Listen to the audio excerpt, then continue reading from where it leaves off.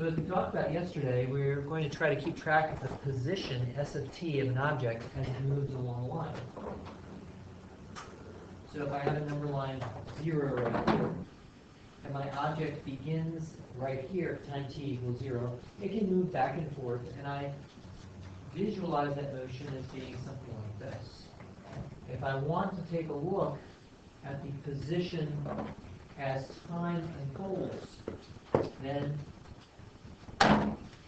in effect I'm taking this little graph that I've done here and stretching it out over time so that my position starts here at S0, and then it goes up here, and then it comes back down. It hits 0 at this time, right there, and then it goes up and comes back like so. And so there's our position graph. And then we talked about the change in position, delta S. And we gave a name to that change in position, which was the displacement. The whole name of the game in dealing with motion along the line, honestly, is just keeping track of the vocabulary. So you might want to have just a page for yourself of motion vocabulary that you simply know. And then we used that displacement and divided it by the amount of time it takes to displace. We have T0 and T1 right here. Then delta S would be this distance right here. And so delta S over delta T is going to be the average rate of change of position with respect to time, which we call the average velocity. And if we let delta T now shrink to 0, we get an instantaneous velocity. Average velocity has a full name, and that is the average velocity on the interval t0 to t1. So notice that an average velocity is always over a time interval of some sort. If we let that time interval shrink to 0, then what we get is the instantaneous velocity, which is usually called just the velocity at time t. And like all other derivatives, we can use either the Leibniz notation here on top or the Lagrange notation here on bottom for the derivative. And in particular, we interpreted the sign of S prime in terms of the motion of the particle. And so our interpretation was that if S prime is positive, then the object is moving forward, whichever way forward is, to the right or up or whatever. And if S prime is negative, then the object is moving backward. And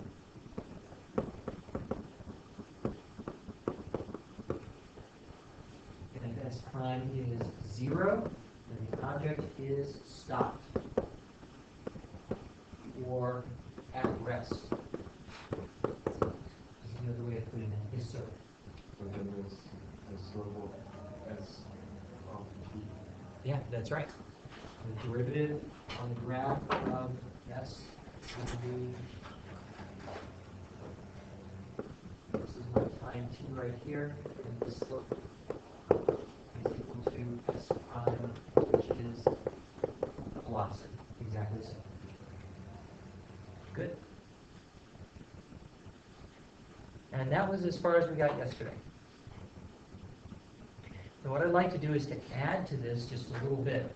First of all, by talking about the notion of speed. I'm sorry, back up. Are there any questions so far?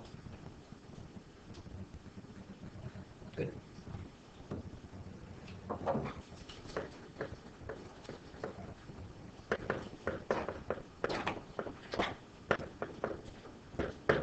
Speed answers the question, how fast are you going? You have a speedometer on your car, and you look at it, and it tells you how fast you are going. 50 miles per hour, 80 kilometers per hour, whatever. Okay. So speed is going to be the magnitude or the absolute value of the velocity, and it tells us how quickly the object is changing its position, but not the direction in which the object is changing its position. So it gives us velocity without a direction.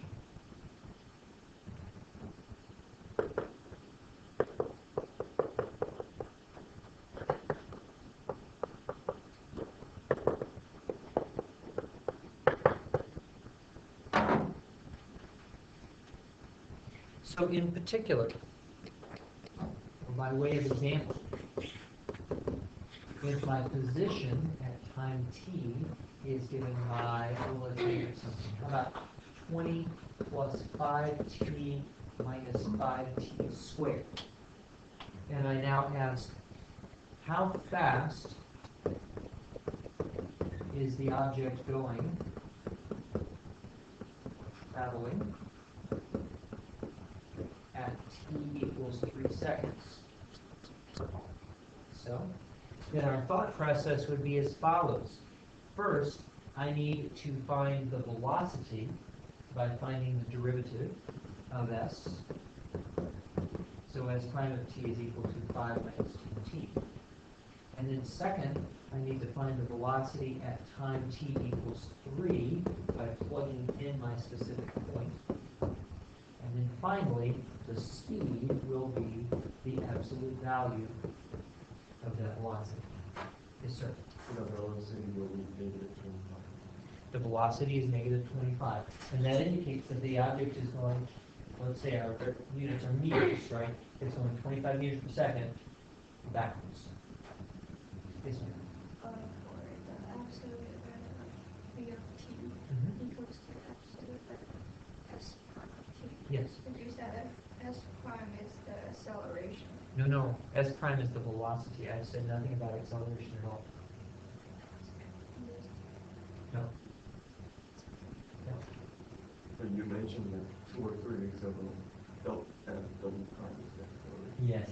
Yeah, and I'm actually going to get there. I will talk about acceleration in just a moment, but I haven't said anything so far about acceleration. So unit. What's that? Units of Yes. Okay. So let's supply some units. Usually, I've been going quickly here, so I'm kind of sloppy with this. But usually, units will be supplied for this. So they'll say something like where s is in meters and t in seconds. And the units really can be any units of direction, such as meters or miles, that's kind of typical, or feet. Feet's common. Furlongs, not so much, you know. And t can be any unit of time, such as seconds, minutes, hours, years, fortnights, whatever. So in this case, if s is in meters and t is in seconds, then s prime, or ds dt, will be in meters per second, and so will its magnitude. So it has the exact same, the speed has the exact same units as the velocity. Now, in the other class, Beth asked, so is there a simple way to write speed in mathematical notation? And this is the fastest way to do that. So if I look at this equation here at the bottom, I would read this equation as the speed is 25 meters per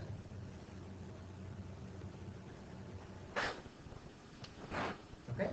Okay? Okay. Let's talk about acceleration, since that's on your mind. And also because it's next. If I am interested not in the rate of change of position, which is velocity, but how quickly the velocity is changing, the rate of change of that velocity we're going to call acceleration.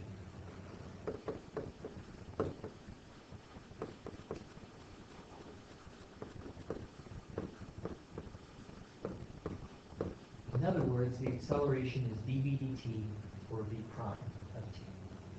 So it is a derivative, but not the derivative of the position, but the derivative of the velocity.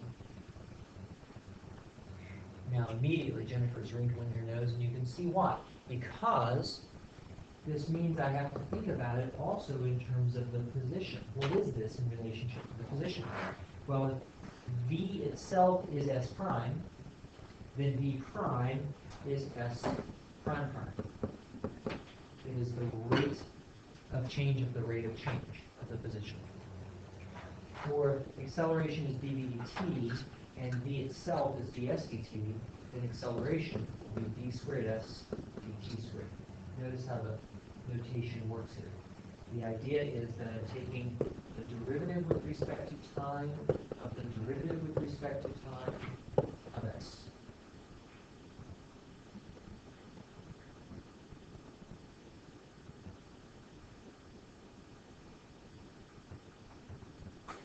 Okay. Now, how does this work out in practice? What does this mean? Let's take a pretty simple example. Let's imagine that I take a ball and I climb to the top of a 64-foot building and I just drop the ball.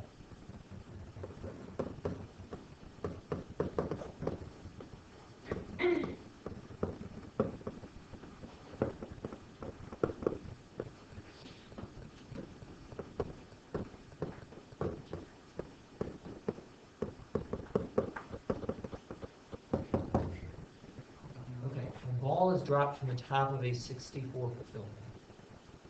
Now, it can be shown, I will not show, just accept this as kind of a given, that if we do this, then the position of that ball is going to be pretty close to 64 minus 16 t squared, where s is in feet, t is in seconds.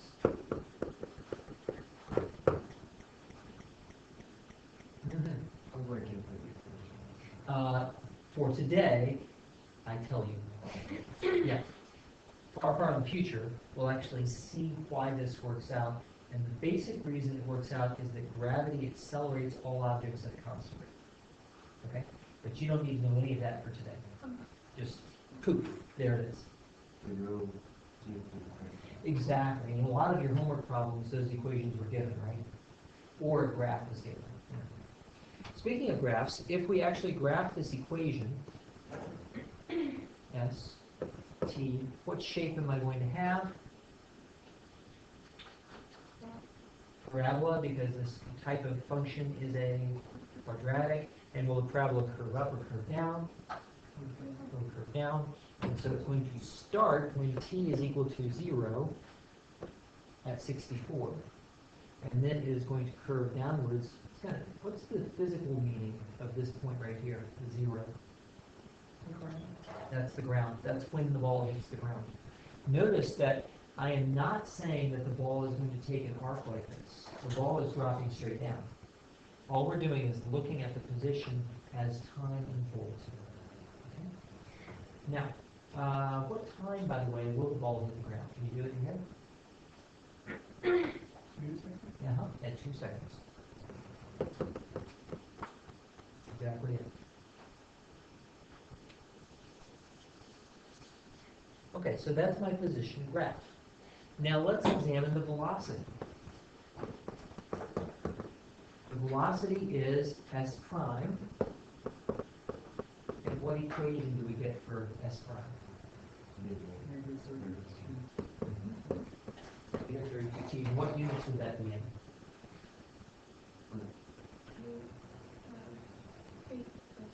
Feet per second. That's exactly it.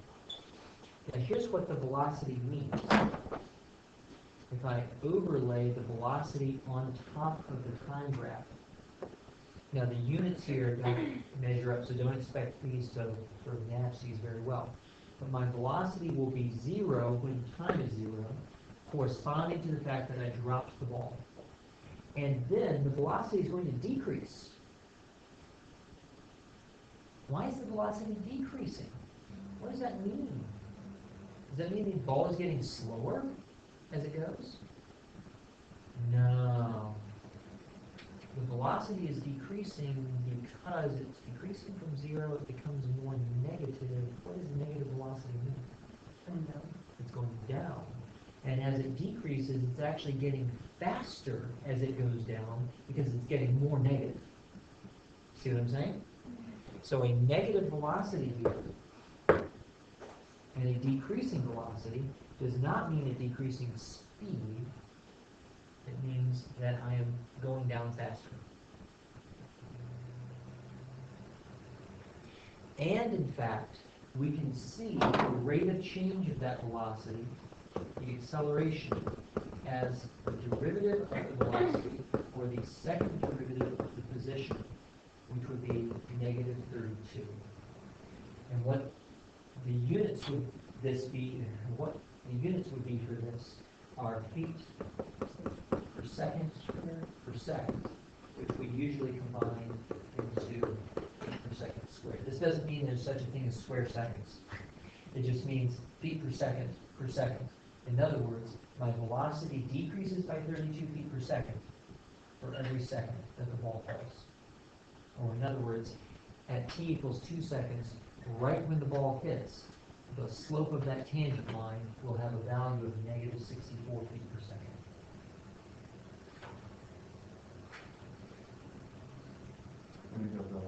The velocity, exactly. The slope of this tangent line right there. And what this means here is that the slope of this line right here is negative 32. A constant slope.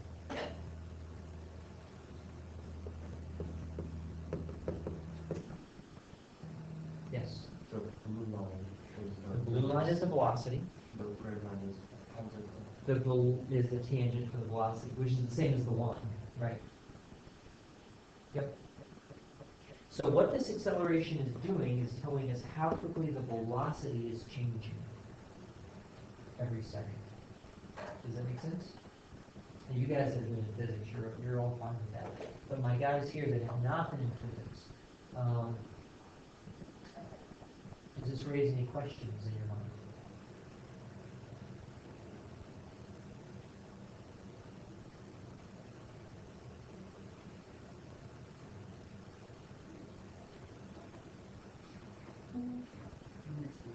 Okay.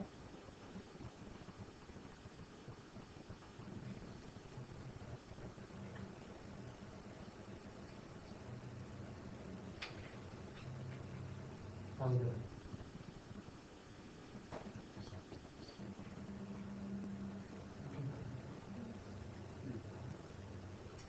What do you need to know to help clear it up?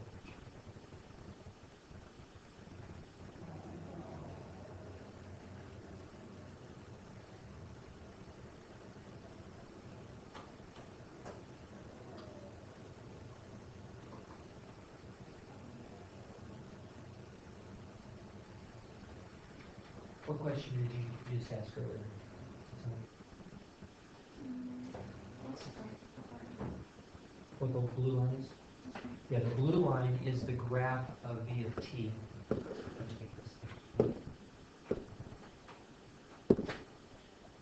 So my v of t here, negative 32t, should be a straight line with an intercept of 0 and a slope of negative 32.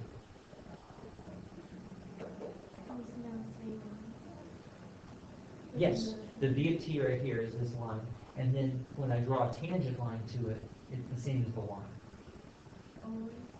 Well, because it's a straight line, right? So straight lines have a constant slope, and that's reflected in the fact that when I took the derivative of my v of t, lo and behold, I got a constant. So that's another way of saying straight lines have a constant slope. Yes? How are those two graphs related? Ah, so here's how these graphs are related, and that's what I wanted to do.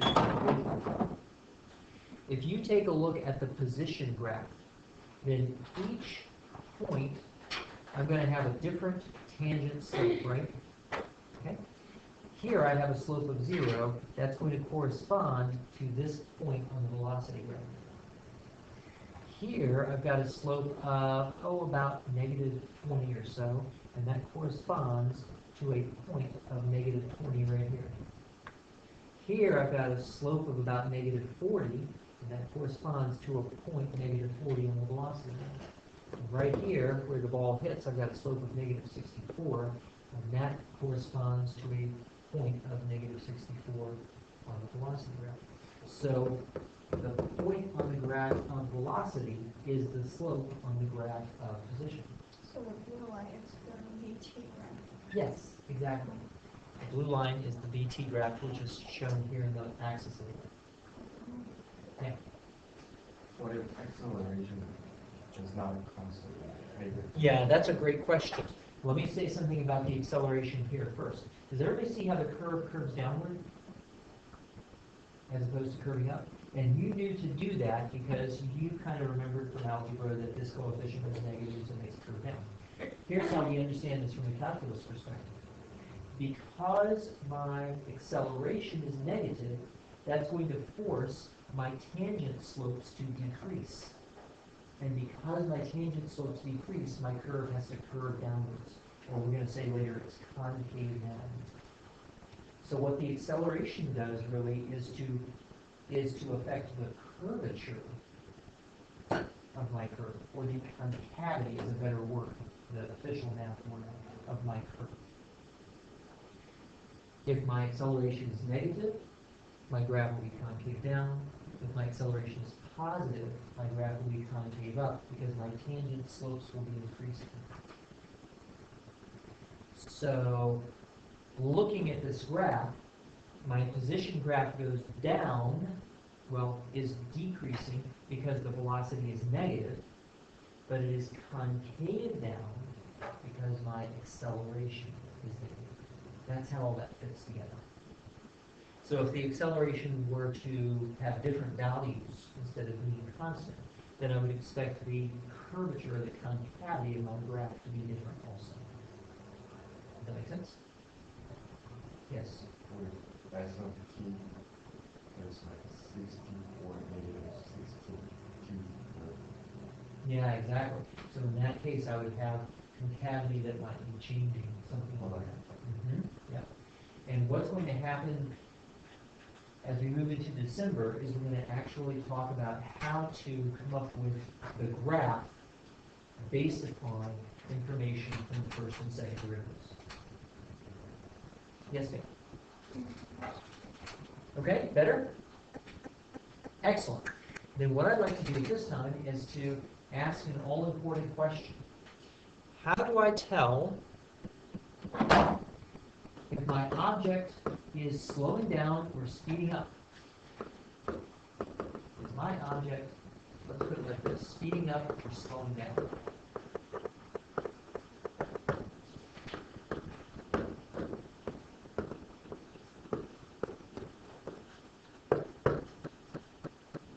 Now, I want to be clear about what speeding up should mean. Speeding up does not mean that my velocity is increasing. It means that my speed is increasing. And that's a little bit different.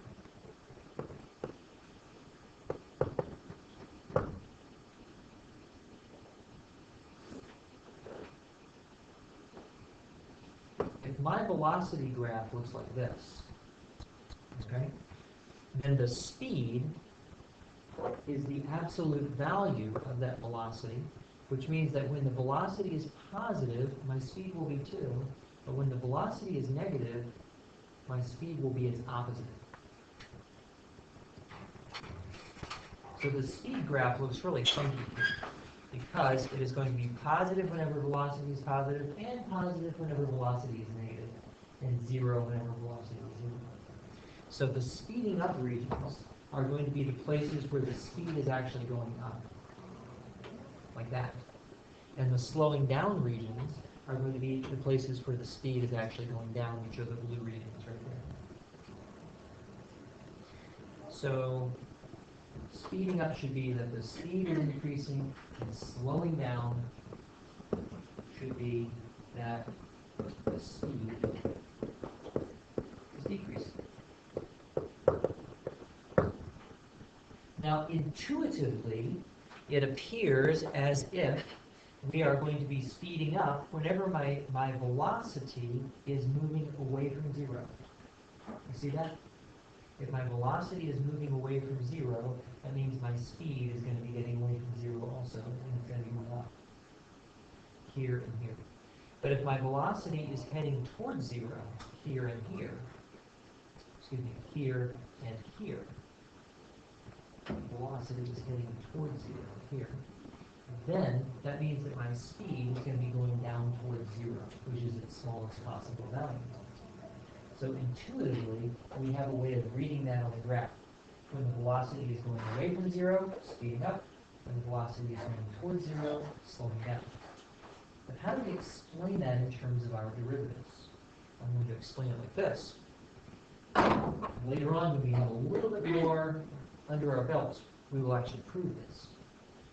If my velocity is positive, in other words, the object is moving forwards, and the object receives an acceleration that pushes it forwards so that the velocity increases in the forward direction, then the object will speed up. Likewise, if my velocity is negative and it receives a push in the negative direction that causes the velocity to decrease and become more negative, then it will speed up again. And what you notice here is that the velocity and the acceleration in both cases have the same sign. An object speeds up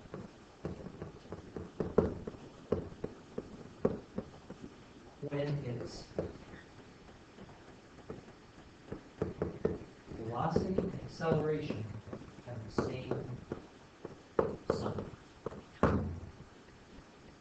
And likewise, if my velocity is positive, but it receives a negative acceleration causing it to decrease, then it will head towards 0. If the velocity is negative, but it receives an acceleration that causes it to increase, then it will head towards 0. In other words, the object will slow down.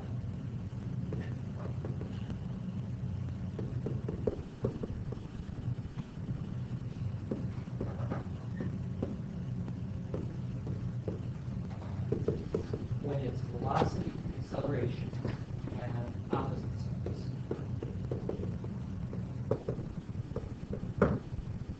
Yes, sir. Uh-huh. The graph is going away from the 0 to the bottom. The velocity graph, yes. Does that mean it's going back? For all of this region right in here, the velocity is negative, so the object is going backwards. And for all this region right in here, the velocity is positive, so the object is going forwards. Yep, that's right. In order to find when the speed turns from speeding up to slowing down, we need to find like the horizontal coordinates for the. Yes, or you can just read plus and minus signs directly off the graph. And I'm about to show you in one of the homework problems how that works out. Yes, ma'am. So, to move forward simply means your velocity is positive, so that your position is increasing. Just like that. And to move backwards means that your velocity is negative, so that your position is decreasing.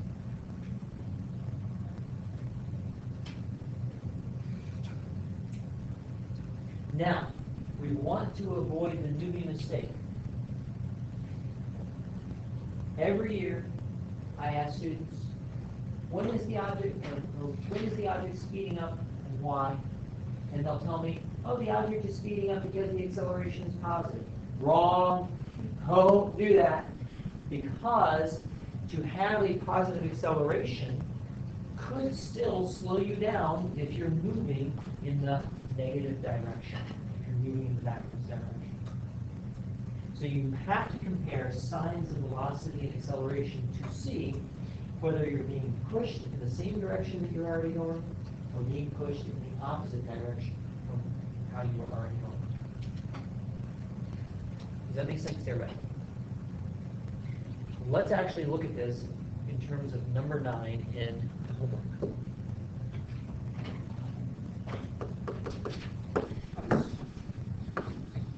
And in number 9, we are given a velocity graph. And we are asked a bunch of questions about that velocity graph. Try to analyze those questions.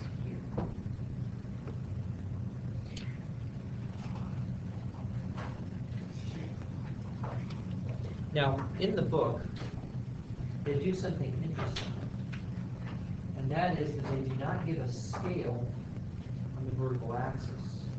And they do that on purpose so that you can see that the only important question we have about the velocity is whether it is positive or negative. And I don't need to care too much about how much positive or how much negative in order to figure out directions. So there is my time scale right there. And then they come along and give me here, here, you know, up to 5 there, and down there.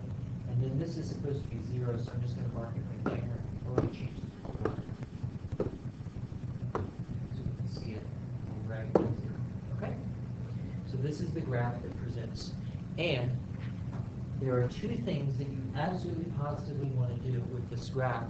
And the first thing is, please, please, please pay attention to the axis label right there. Pay attention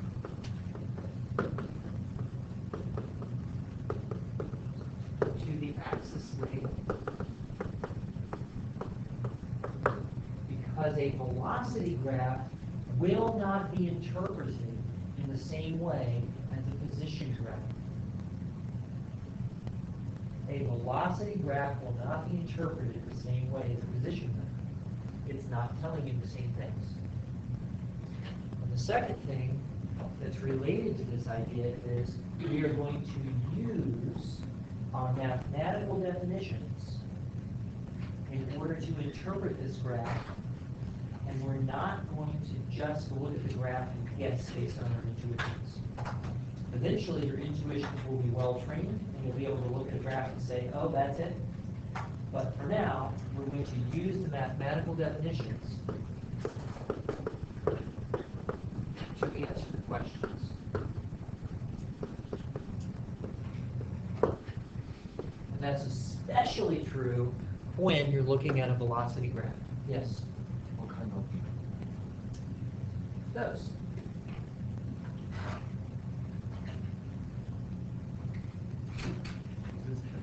Yeah. So, let's look at the questions that are asked now. In question A, they ask, when does the particle move forward? Okay. So here, with regard to moving forward, do not look at the graph and try to guess. Instead, look at the mathematical definition. What does it mean to move forward? That's exactly right. Now, S prime is called something different on this graph. What's it called? Yeah. So I want to make a little note for myself. This is what it means to move forward. Now I'm going to come back to my graph of velocity, and I'm going to say, hey, look, my velocity is positive for each of those regions. And those regions are 0 to 1, together with 5 to 7. And so my answer is going to take this. First of all, I'm going to answer the question. Moves forward on. This is me answering the question. Now I give 0 to 1. What symbol goes in between my intervals? U. Which stands for union. 5 to 7. And finally, the all-important justification. Why? Because velocity is greater than 0. The justification is the definition. See how easy that is? But if I had just looked at the graph and guessed, what would I probably have said? I probably would have said that, wouldn't I? Right? Because my eye would have looked at the slope of the velocity instead of the sign of the velocity. So do not look at the graph and guess, please, please, please, please, please. Okay?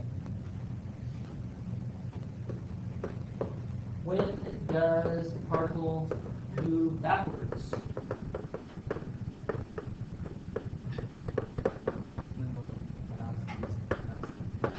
Good. He's doing it right. He's going into the definition first. Yes, sir. If the graph is above position, then you need to see this. Because it's back. That's right. So a position graph we would have to interpret differently than a velocity graph. That's right. So now construct the answer for us.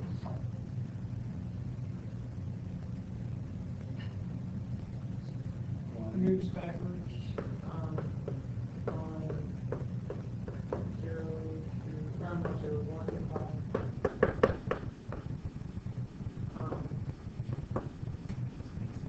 That's because the velocity is closer to. That's it. Perfect. You need to make a little minus mark in there to remind yourself. That's good.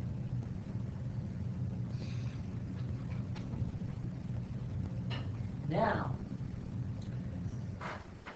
when does the particle speed up? All right, we need a mathematical definition. Now let's see. Yes. So that means that I'm going to need to read the signs of the velocity and acceleration off my graph. Now, I've already done the signs of the velocity. So I'm going to do the signs of the acceleration by creating for myself a well-labeled number line. And I'm going to label that number line as V prime, because that is one way to spell acceleration. The other way would be S double prime. So this is V prime. And I'm going to read that in terms of slope, so that you can see that from 0 to 2, the slope of my velocity is negative. From 2 to 3, the slope of my velocity is 0. From 3 to 5, the slope is positive. From 5 to, 3 to 6, excuse me. There we go. From 6 to 7, my slope is negative, and from 7 on out, my slope is 0 again. So now I look and ask myself, for what intervals does my velocity have the same sign as my acceleration? And that's a matter of looking at both of these signs right here and putting them together. Let's start with positive and positive. Do you see any places where the acceleration is positive and the velocity is positive also? 5 to 6. From 5 to 6, from here to here, velocity is positive and acceleration is positive also. And from 1 to 2, my velocity is negative and my acceleration is negative also. And I think that's it.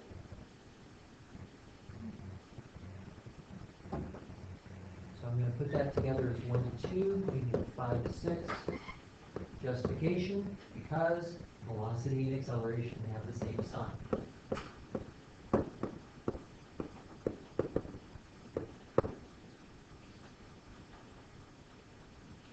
I can confirm that by observing that my velocity is going away from the axis, away from 0 for 1 to 2, and away from 0 for 5 to 6. How about slow down?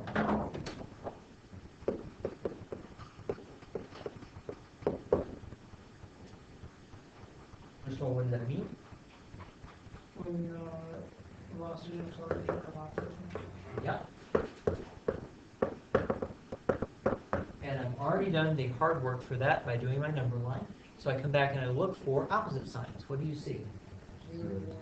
0 to 1? 2 to 5. Or no, 3 to 5. 3 to 5. Yeah, it'd be 3 to 5. 6 and 6 And 6 to 7. Right. 0 to 1. Union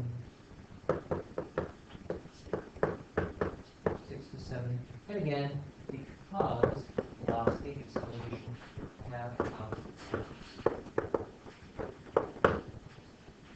And that's really it. That's the spirit of this question.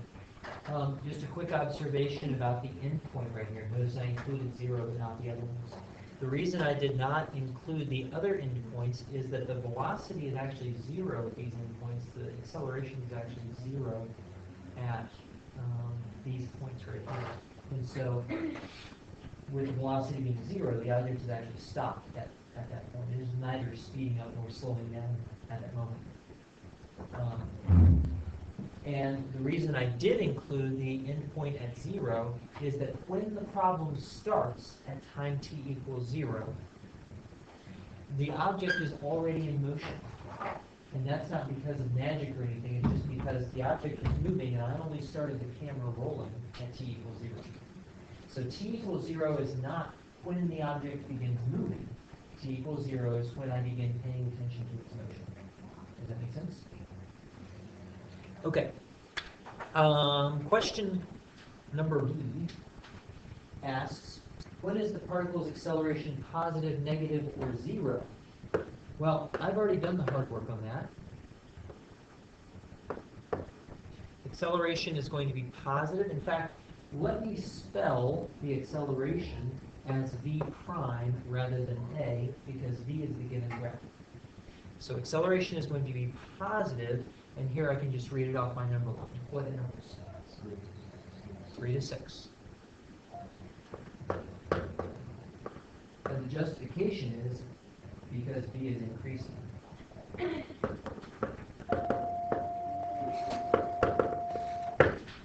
that's how that is. All right.